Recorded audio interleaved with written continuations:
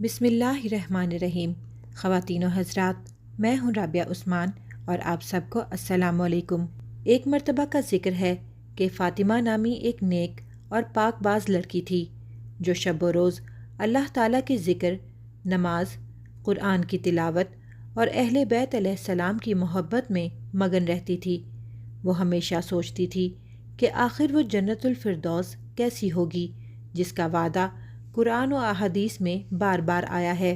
Video میں آگے بڑھنے سے پہلے اگر آپ ہمارے چینل پر نئے آئے ہیں تو برائے مہربانی ہمارا چینل رابعہ عثمان اسلامک ٹاکس کو سبسکرائب کر لیں تاکہ آنے والی تمام ویڈیوز کی نوٹیفیکیشن آپ کو مل سکے۔ ایک رات فاطمہ نے تہجد کی نماز کے بعد دعا مانگی، اے میرے رب، مجھے اپنی رحمت سے جنت الفردوس کا دیدار عطا فرما تاکہ میرا دل اس کی طلب میں اور زیادہ مائل ہو جائے۔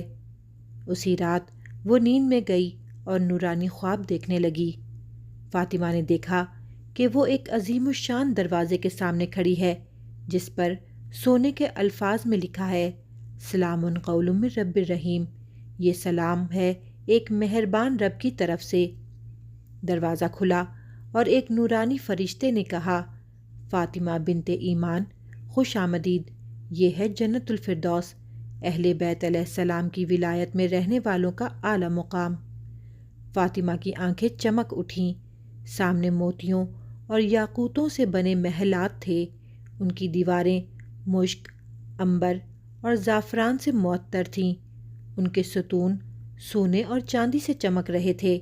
ایک محل پر لکھا تھا، ھذا لمن احب علیہ و اہل بیت النبی، یہ ان کے لیے ہے جو علی اور اہل بیت علیہ السلام سے محبت کرتے رہے۔ فاطمہ چلتی گئی۔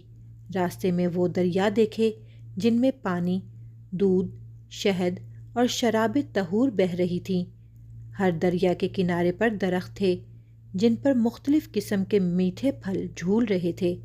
ہر ایک پھل سے خوشبو آ رہی تھی جو روح کو سکون دیتی تھی۔ فیہا عین جاریہ، اس جنت میں بہتے چشمے ہوں گے۔ سورہ غاشیہ۔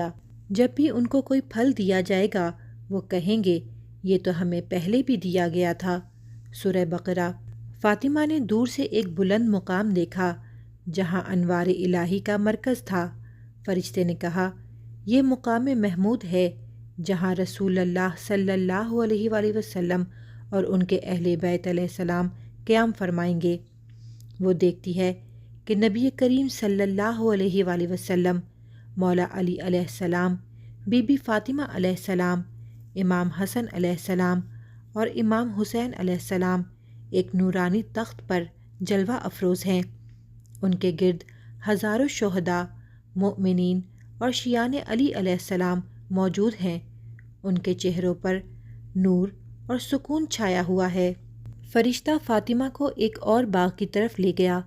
وہاں ہر درخت پر لکھا تھا، ھذا لمن بکی علی الحسین، یہ ان کے لیے ہے جنہوں نے حسین علیہ السلام کے لیے آنسو بہائے۔ فرشتے نے کہا، جو لوگ دنیا میں امام حسین علیہ السلام کی محبت میں روئے وہ جنت الفردوس کے خاص محلوں میں سے ایک کے حقدار ہوں گے۔ ان الذین آمنوا وعملوا الصالحات کانت لہم جنت الفردوس نزولا، بے شک وہ لوگ ایمان لائے اور نیک عمل کیے، ان کے لیے جنت الفردوس مہمانی کے طور پر ہے۔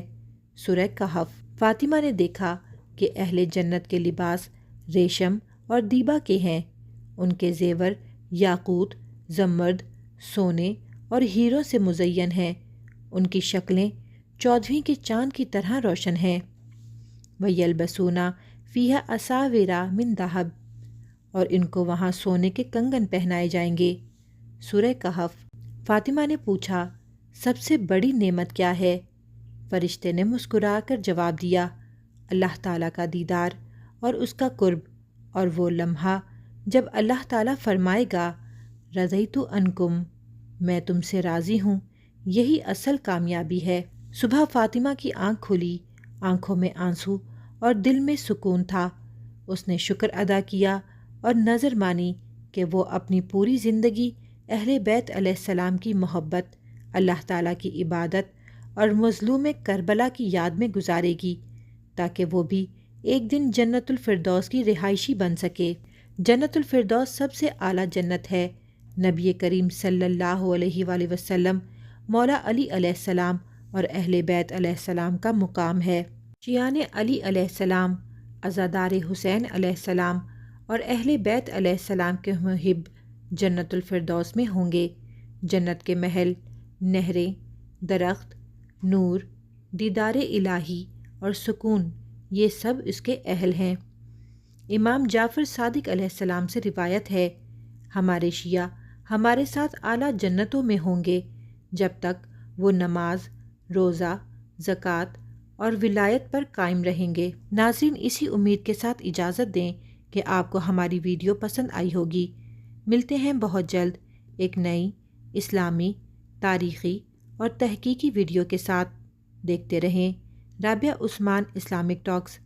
اللہ رب العزت آپ کا حامی و ناصر ہو۔